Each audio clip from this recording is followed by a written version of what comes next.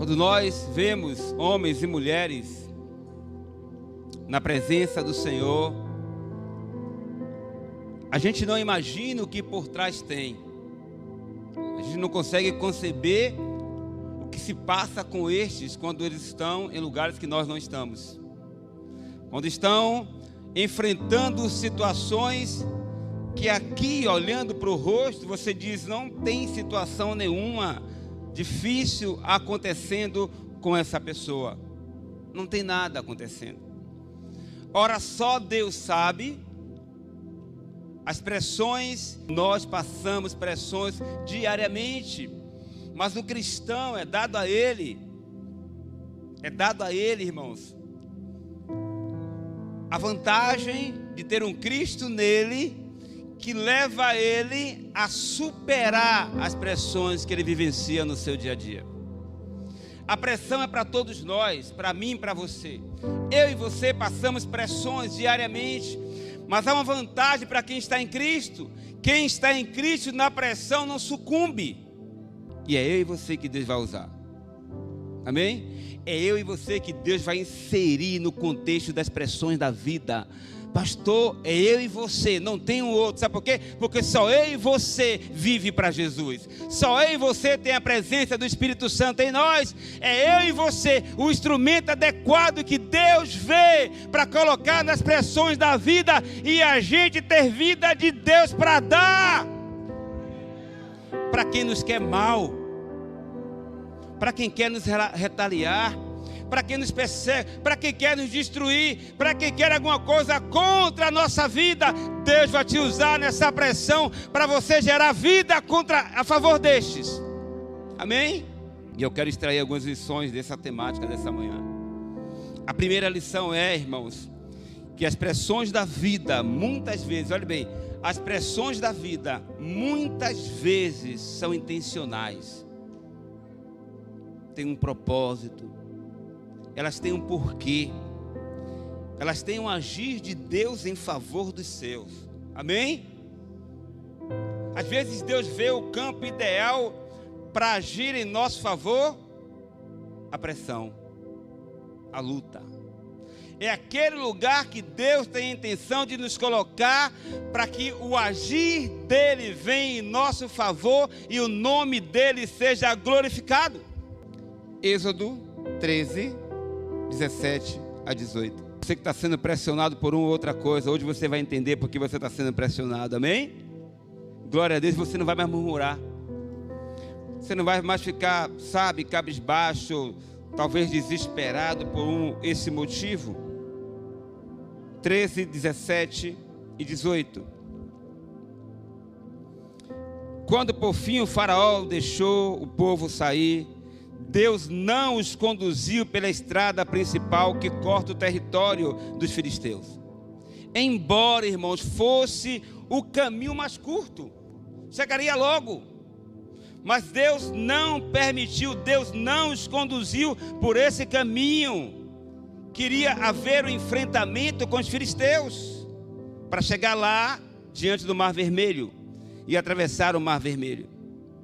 Embora fosse o caminho mais curto, Deus disse, se eles tiverem de enfrentar uma batalha, pode ser que mudem de ideia e voltem logo ao Egito. Por isso Deus fez o povo dar a volta, rodear o deserto, rumo ao Mar Vermelho. Assim, o povo de Israel saiu do Egito como um exército preparado para marchar. Como um exército preparado para marchar. Havia um caminho mais curto, havia um caminho melhor, havia um caminho que era muito mais prático, mas Deus colocou em outro caminho. E esse outro caminho que Deus colocou foi o caminho que, irmãos, olhe bem, deixou entre um vácuo do Mar Vermelho e o exército do Egito vindo contra eles. E o povo se desespera nessa hora. O povo não entende que Deus tinha uma intenção ali, naquela pressão que eles iriam passar. Agora, olha aqui o capítulo 14, verso 5 ao 12. 1 ao 4, perdão.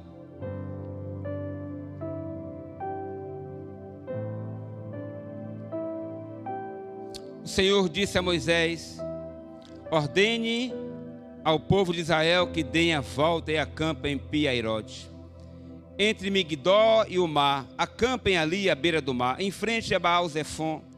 O faraó pensará: os israelitas estão vagando perdidos, prisioneiros do deserto. Mais uma vez eu vou endurecer o coração do faraó, e ele os perseguirá. Agora olhe bem o que diz o texto aqui, irmão. Planejei. Quem fala isso? O Senhor. Planejei tudo isso que eu fiz aqui com o povo, não deixar cortar o caminho do território dos filisteus. Tudo isso, olha, eu planejei tudo isso para mostrar minha glória por meio do faraó, por meio de alguém que estava pressionando o povo de Israel, amém? As pressões muitas vezes são intencionais. Deus tem um porquê, irmão. Deus quer manifestar a glória dele. Ainda que pior esteja acontecendo, ainda que tudo esteja, sabe, numa condição tão difícil de lidar, o coração do faraó endureceu. Ele tinha liberado antes, mas agora o coração dele endureceu. Está difícil. Ele vai vir atrás do povo. E Deus fala: olha, foi eu que planejei tudo isso.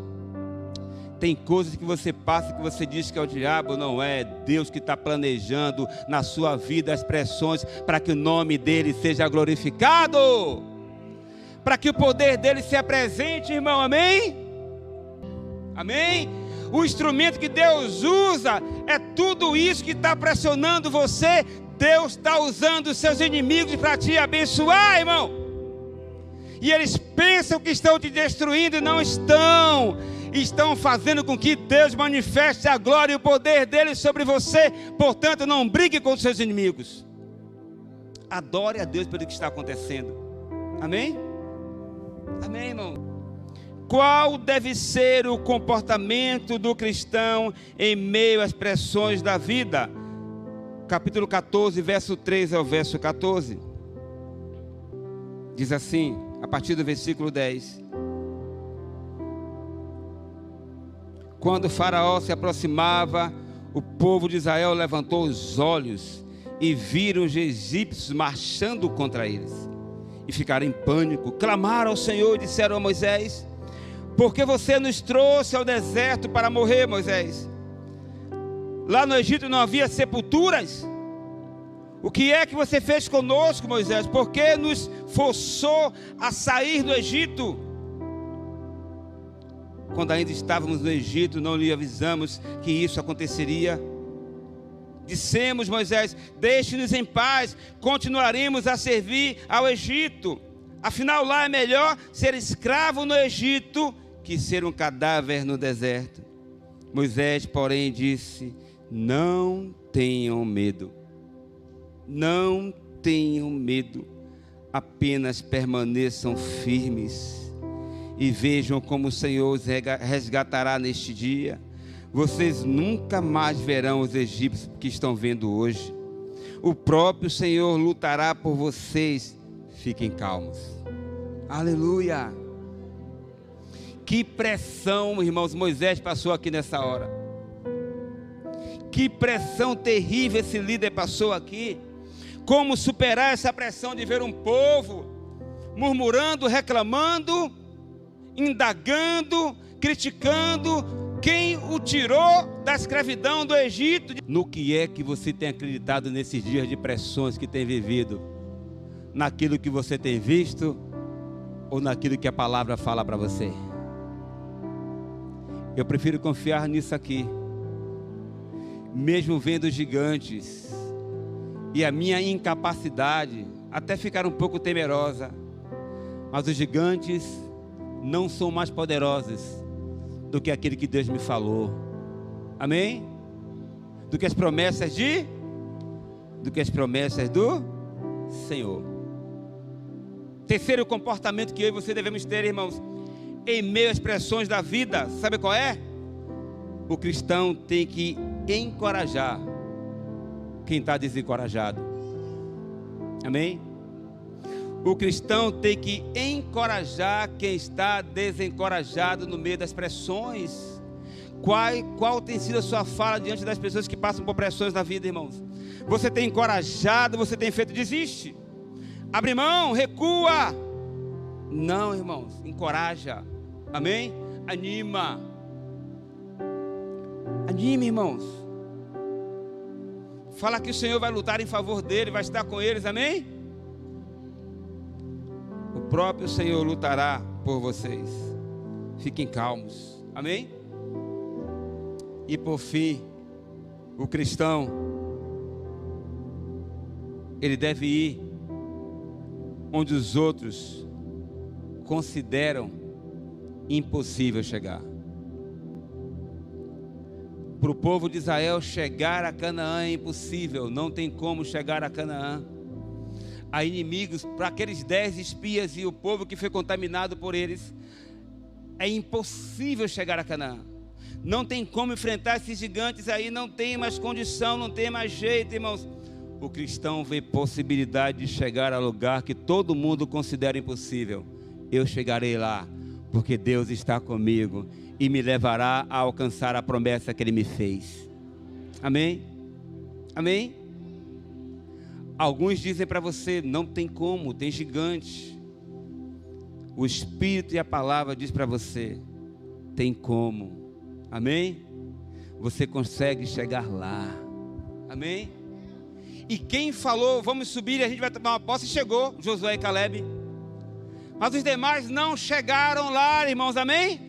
Porque não creram, porque murmuraram, porque desacreditaram do que Deus tinha falado para eles. Pode todo mundo falar o que quiser, que não dá, que não tem como, que está impossível. Continue crendo que você vai chegar lá. Amém?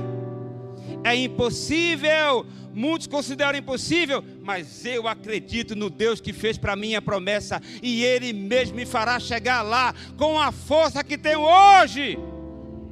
Assim Caleb falou, irmãos, quando ele conquistou a terra, depois de 40 anos, irmãos, já com 85 anos, vou tomar posse aqui dessa terra, porque tenho a mesma força que tinha antes, quando foi prometido, amém? E não importa o tempo, o que importa é que chegaremos lá.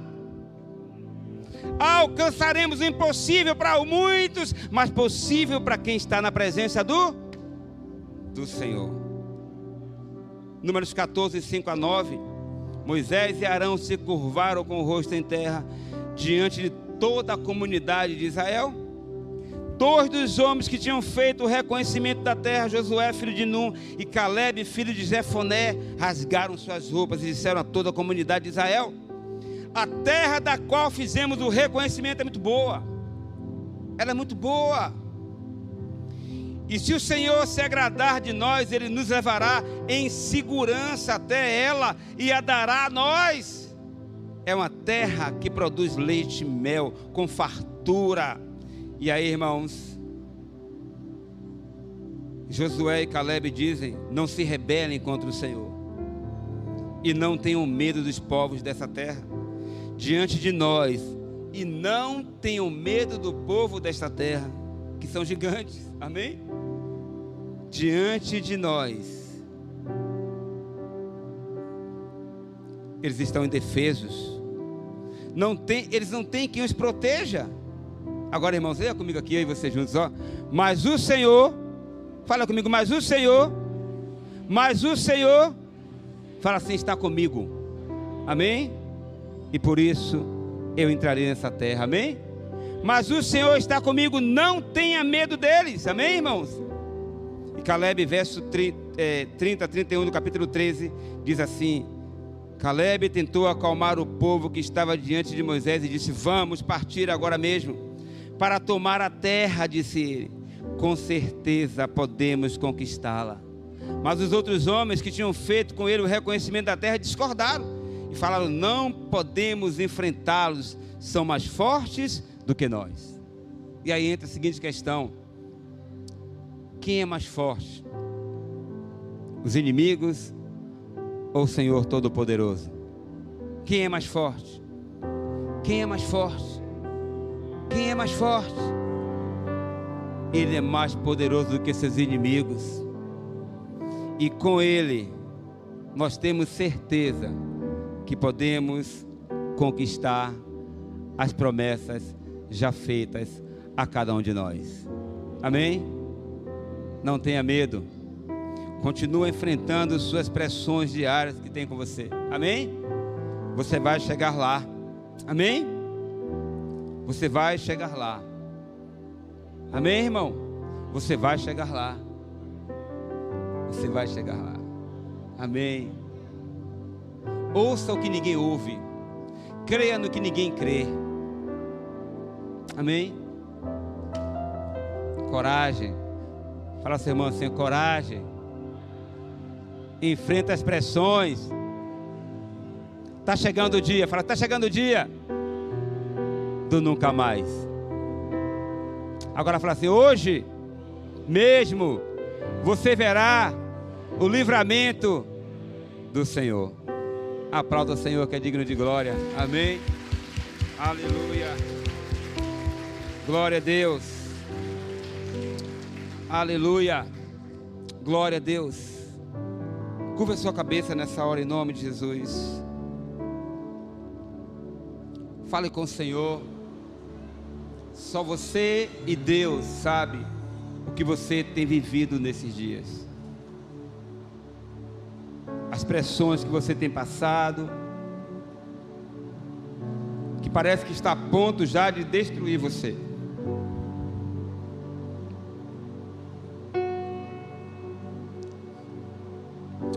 Deus quer fazer com que seus olhos se abram nessa manhã.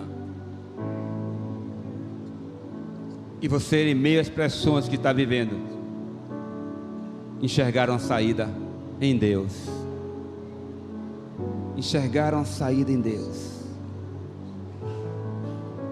Deus quer fazer você ouvir tudo diferente do que tem falado, do que pessoas têm falado para você. Deus quer abrir os seus ouvidos para que você ouça a Ele e fechar seus ouvidos para você não ouvir mais palavras que desacreditam do que Deus pode fazer. Deus quer fazer você crer naquilo que ninguém crê, mas o Espírito Santo levará você a crer.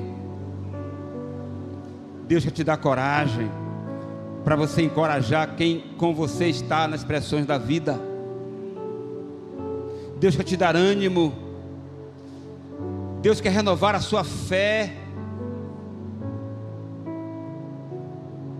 Deus quer fazer você andar em meio às pressões com convicção de que um dia, nunca mais, veremos o que está acontecendo conosco, porque o livramento do Senhor. Deus quer fazer você enxergar que nas pressões da vida Ele que tem lutado em seu favor, por você, que nas pressões da vida você tem coluna de nuvem, coluna de fogo, há uma presença que não te abandona, dá direção e conforto, consolo. Essa é a manhã que você pode voltar para casa e se defrontar com as pressões da vida, mas com um comportamento diferente. Com um comportamento diferente. O Senhor chegará às nossas vidas.